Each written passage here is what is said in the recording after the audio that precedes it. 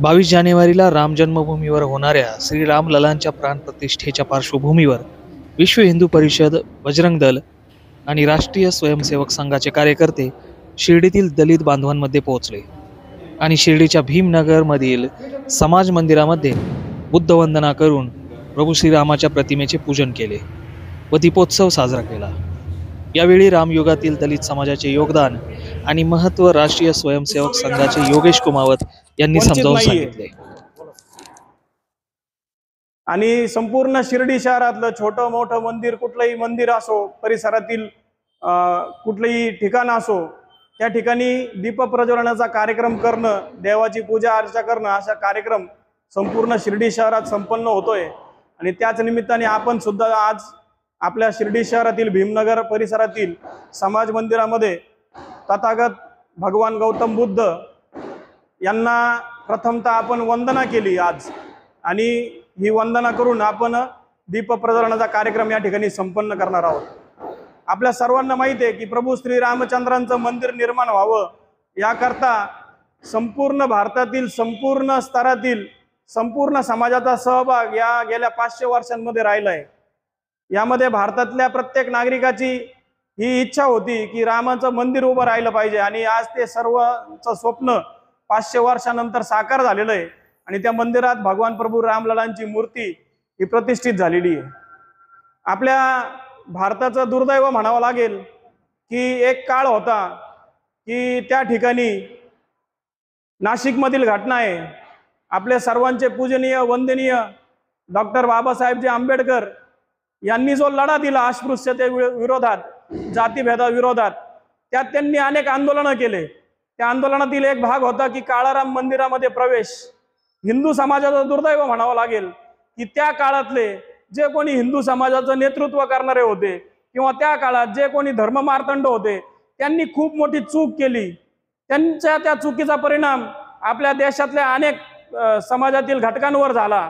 आणि आपल्याला तो इतिहास माहिती आहे की पूजनीय डॉक्टर बाबासाहेब आंबेडकरांना आणि त्यांच्या सहकाऱ्यांना त्या काळामध्ये प्रवेश मिळाला नाही।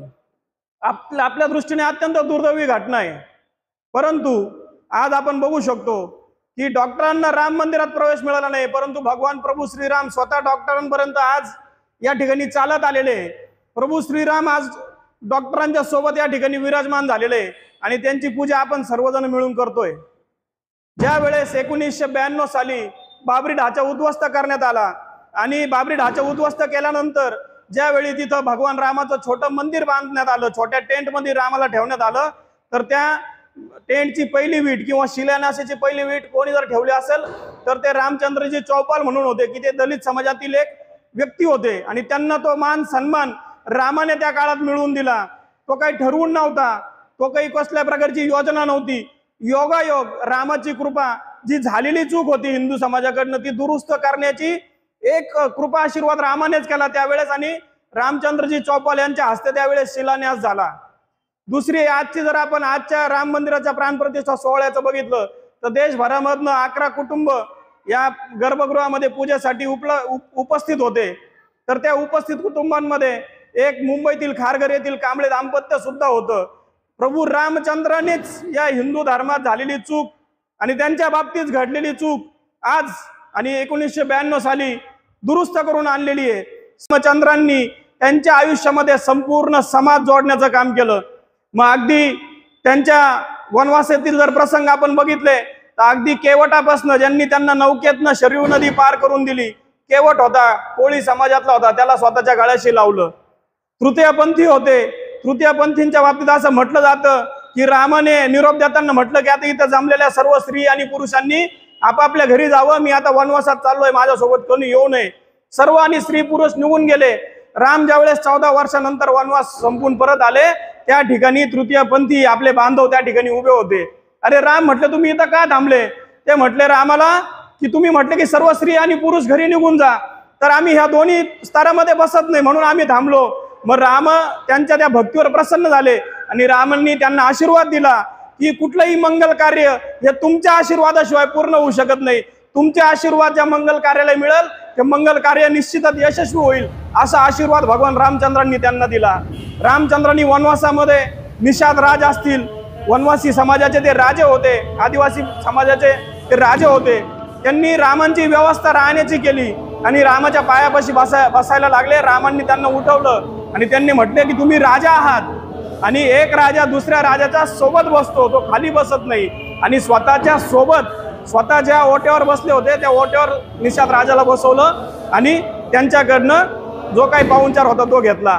माता शबरी अनेक वर्ष वाट बघत होती की राम माझ्या घरी येणार आहे. तिची प्रतीक्षा ज्यावेळेस पूर्ण झाली त्यावेळेस माता शबरीने आनंदाच्या भरात जी काही बोरं रामाला दिली ती बोरं देताना माता शबरीला असं वाटलं की माझ्या रामाला आंबट बोर जाऊ नये, खराब बोर जाऊ नये, म्हणून ती चाखून द्यायची. प्रभू रामचंद्रांनी माता शबरीची उष्टी बोरं खाल्ली. अशी एक ना अनेक उदाहरणं. संपूर्ण वानर सेना कोण होतं? संपूर्ण वानर सेवा ही त्या काळातल्या समाजातला वंचित असा घटकच होतं.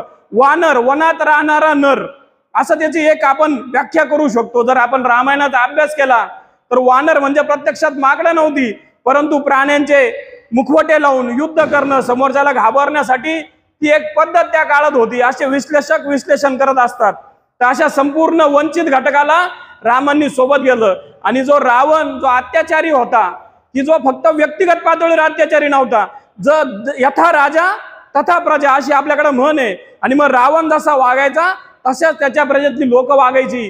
रावण ज्याप्रमाणे अत्याचार करायचा त्याच्या प्रजेतली सामान्य लोक सुद्धा त्या काळात त्या ठिकाणी राहणाऱ्या वंचित घटकांवर, आदिवासी घटकांवर अत्याचार करायचे. आणि म्हणून रावण ही प्रवृत्ती संपली पाहिजे. रावण ही व्यक्ती संपवणं हे रामाचा उद्देश नव्हता. आणि रावणाला संपवायचं धैर्य संपूर्ण समाजात निर्माण झालं पाहिजे, ही त्यामागची रामांची भूमिका होती. आणि म्हणून रामाने समाजाचं संघटन केलं. नाहीतर प्रभू श्री रामचंद्र भगवान होते, आपल्याला सर्वांना माहिती आहे, त्यांच्याकडे दैवी शक्ती होती, ते एकटे सर्व रावणाचा पराभव करू शकत होते.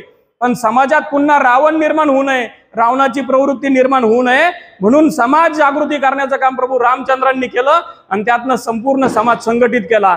आणि म्हणून आजच्या दिवशी संपूर्ण देशभरामध्ये उत्साहाचं, आनंदाचं वातावरण आहे. संपूर्ण समाज राममय झालाय. सबके राम सब में राम अशी स्थिती आज आपल्याला संपूर्ण देशात पाहायला मिळतेय.